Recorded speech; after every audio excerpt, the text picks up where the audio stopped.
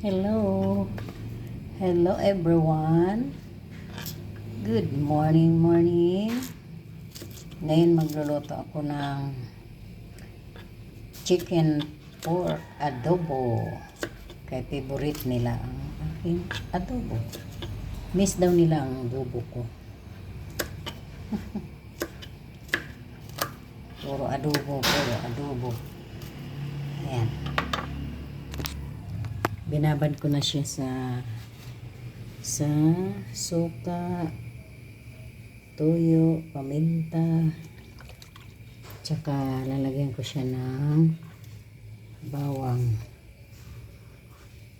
at laurel. Yan. Laurel. Adobo. Yan ang kanilang ulam ngayon. Adobo at pinais na tawilis. Adobo yun. Ibabad muna natin ng sandali.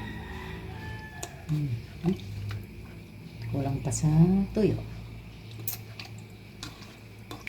Yummy na.